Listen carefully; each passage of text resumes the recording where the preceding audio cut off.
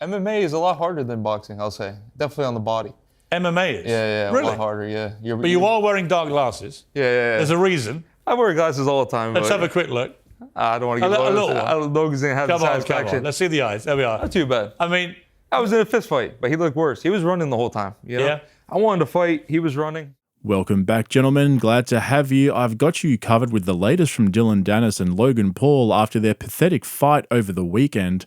Danis made an appearance on Piers Morgan Uncensored, and I'm also going to work in some clips here and there from Logan Paul's Impulsive podcast, which he recorded after the fight over in Manchester, England.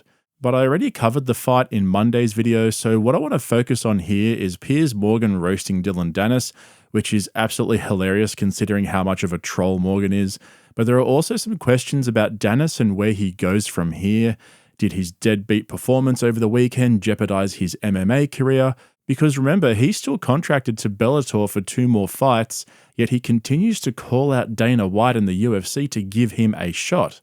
And just you wait and see who he reckons he should be fighting. It's fully certified cringe. Just quickly though, shout out to any new viewers. I hope you enjoyed this video, but most importantly, a big thank you to my regulars for your continued support and love for this channel.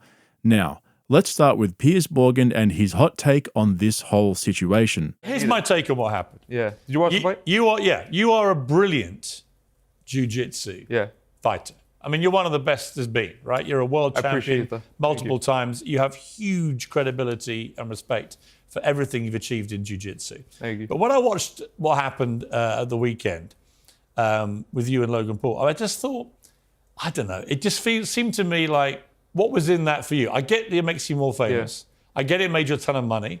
I get all that. I get that from a marketing point of view. Yeah. Everyone thoroughly enjoyed the extravaganza. Yeah. But as a fighter with a great reputation, when you came away from it, what did you feel? About the fight, it didn't feel like a fight. I feel like he was running away. Every time I tried to engage with him and try to get in there and like trade, he would run away, you know? You landed 9 punches in 6 rounds. Yeah, I mean, but the thing that's not great, is it? It's because he was running though. Even Connor was saying it. He was running. He was on the back foot the whole time. I was trying to push forward. So it's getting pretty hard for Danis to continue with that narrative that he was walking Logan down. I mean, even Piers Morgan is calling him out for only throwing 9 punches in the whole fight. Take the Mayweather fights with McGregor and Logan Paul, for example. That's how you walk somebody down, forcing them to exert energy. They're inefficient, they have poor accuracy. That's exactly what Danis should have done. I mean, Mayweather basically gave him the blueprint. But Dillon Danis is no Floyd Mayweather Jr., and it seems that whenever Danis is pushed on that point, he straight away deflects with boxing isn't real fighting, it's silly, if you want to get serious, come to MMA. So when Piers Morgan brought up his failed takedown attempt, that's exactly where Danis went. You dived in for his body, his legs. Yeah, I was just kind of, at that one time, I was just kind of just messing around a little bit, you know, to let him know what a real fight is. Boxing's not a real fight, it's a half a fight. I want to fight him in a real fight where he shook my hand and said he was going to fight me in MMA. Do you think he'll ever get in an MMA environment with you? I mean, he shook my hand. If he's a real man, he should, you know. He didn't defend his fiance, in my opinion. Both Logan Paul and Dillon Danis made promises and deals before their fight, so naturally now everyone's asking these questions. We'll get to their bet over the purse in a moment because Piers Morgan pulls out a mad troll on Danis. But let's clear up the supposedly pending MMA fight between Logan and Dillon because Logan addressed that on his latest podcast. He tried to do a guillotine choke on me. He pulled guard. He tried to take me down in a boxing match. Yeah. And failed miserably. No, you didn't fail. You stuffed it. How bro. embarrassing. You stuffed 2 takedowns, How embarrassing. a guillotine, and even got a ground and pound on it. Like he's asking for an MMA fight with you, and I'm watching this now, and after running the tape back, beat his out. You do it. He threw more punches at Neil than he did at you. He threw more punches than my security guard. Yeah. Do you take an MMA fight with him? No. You know why? I said I would if he gave me his whole purse, which is not gonna happen, obviously. He's giving that to Nina.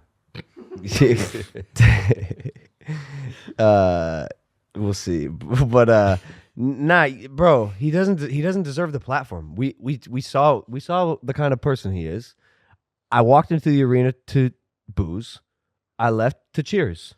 No one likes that dirty fight, bro. You came to box. Like, respect the sport. Respect me as an opponent. Back up your words. Are you a man? You can't talk that much for 3 months. You can't try to ruin someone's life and then come in there with that kind of performance. And I think that's what's being echoed on Twitter right now. Okay, that made absolutely zero sense. Logan's saying Danis is too bad of a person to fight in MMA? What? On the one hand, he's gloating about beating up a keyboard warrior, then in the same breath, he's not worth fighting in MMA? Clearly, he knows he'd get beaten pretty easily in MMA, but more on that towards the end because there's a lot to say about all of that. I mean, jiu-jitsu is a big part of MMA, but MMA is more than just ground game. For now, let's take a look at Piers Morgan trolling Danis over a bet that he made with Logan before the fight, where he said he'd hand over his entire purse if he lost the fight. This is great. How much money did you make from it? A lot. You haven't said how much. I don't want to say the number, but a lot of money. A lot of money. But I should have been the paper. I should have got the pay-per-view. I mean, you did actually say that if you lost, you would give your share of the purse. In fact, we got a clip. We never shook hands. Well, here we though. are. We never shook Here's hands. a clip. Yeah. I bet I knock you out. How much? I don't care. Don't matter. I made a bet to you.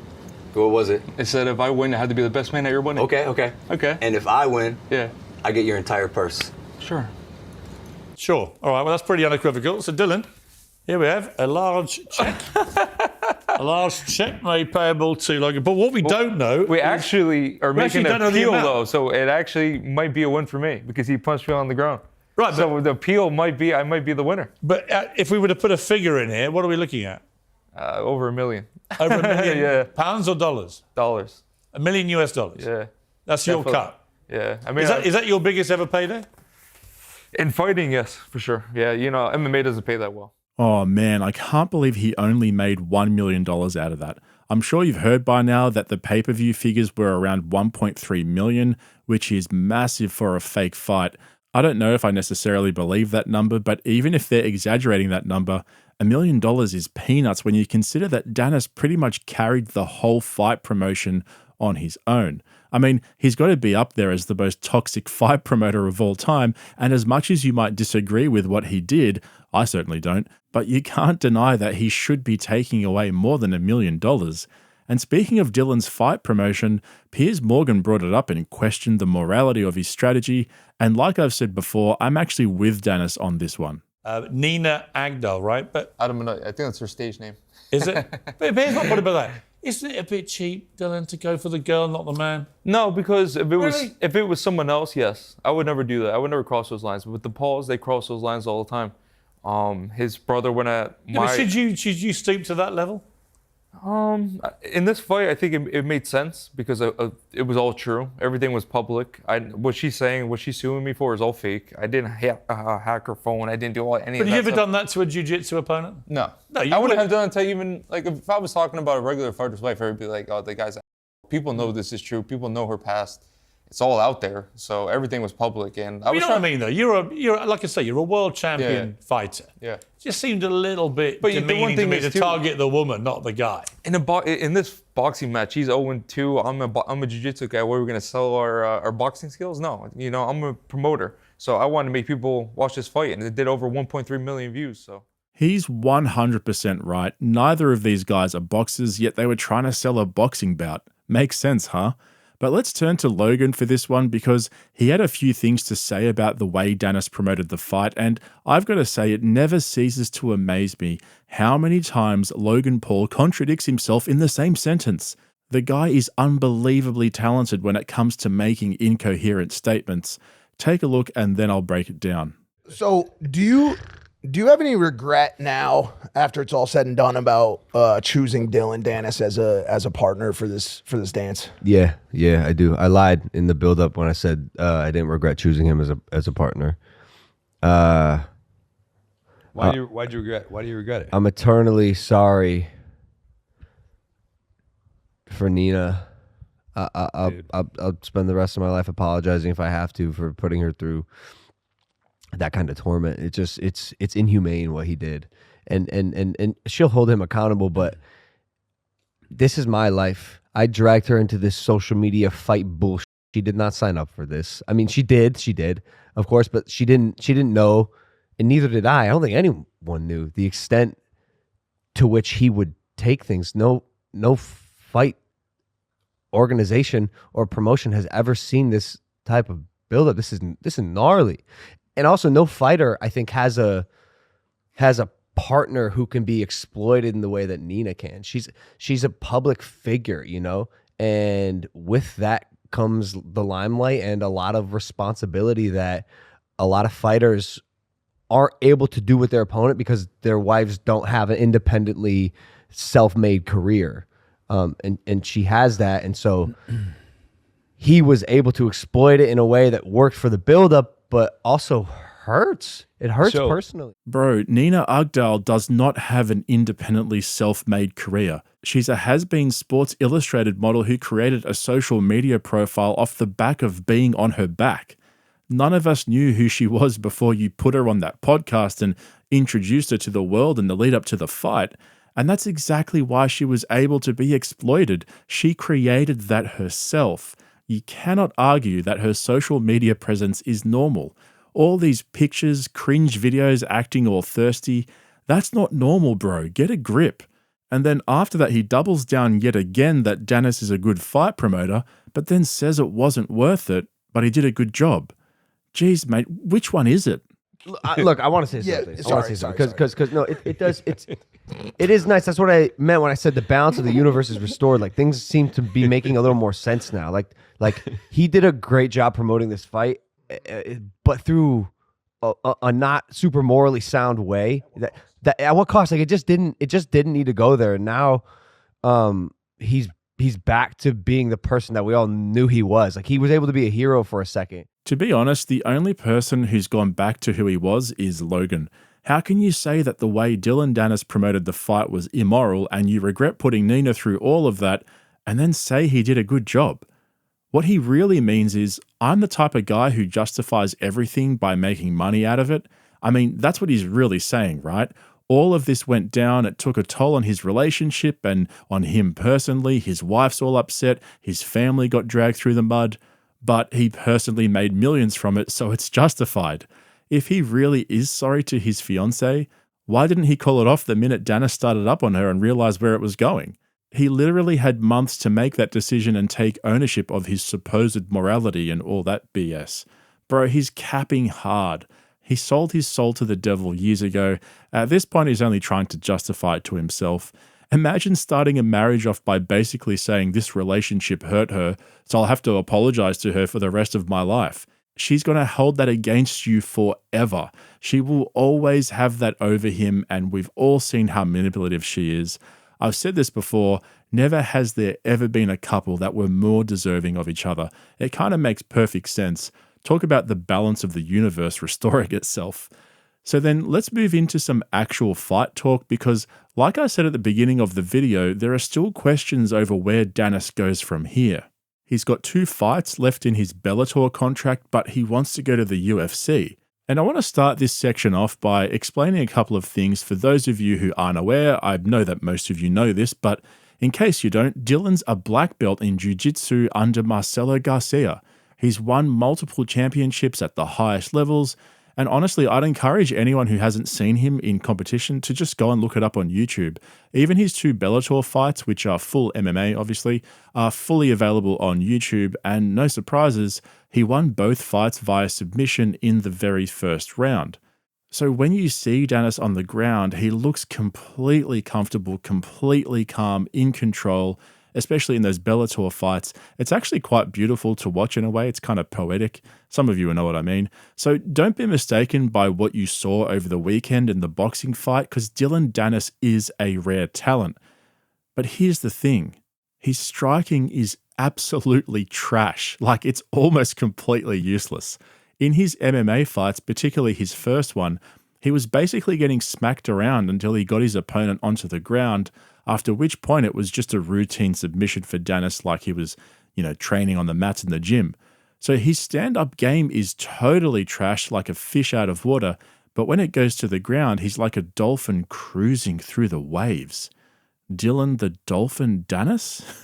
No, that's cringe. So apologies if you already knew all of that, but it's important for those who didn't, especially for this next bit. After this, I'm going to the UFC. I want to go to the UFC. I think the UFC now will see my potential in selling fights and everything like that. So See, that's the bit I get. I think you're a smart marketing guy, right? I came up under the best. Yeah, this has all been a very smart marketing play. I get that. I mean, I went down to see your mate Conor McGregor fight Floyd Mayweather, and it was a fascinating thing to watch. Yeah. I never actually thought he could beat Floyd Mayweather, but He did great. But for a few rounds, he went toe to toe with him, and it was really interesting to watch. He did really and it good. was a massive success financially for both of them. So I do get the exhibition kind of nature of this, but it's not real fighting, is it? No, it's not. In my opinion, it's not. If me and you go into a street fight, we're not going to be like, hold on a second, let's go get these gloves and throw it on and box. We're fighting. And he knows I would strangle him unconscious within 30 seconds in a real fight. That's why he didn't do the real fight. In MMA, the bag was bigger than the boxing bag, actually. So he turned that down. And what would happen if you fought him in MMA? It wouldn't last more than a minute. How would you take him out? I would play with him. I could take him down, mount him, and literally slap him around, and just it would be embarrassing. Actually, it'd be so fun. Yeah, he's 100% correct. I mean, we've seen him do that in Bellator against MMA guys. So Logan Paul in a cage would be over in 30 seconds, 60 seconds tops. But this next bit, oh man, he goes off the deep end here. Piers Morgan was asking about his relationship with Conor McGregor and if he'd ever fight Conor, which obviously he would never do.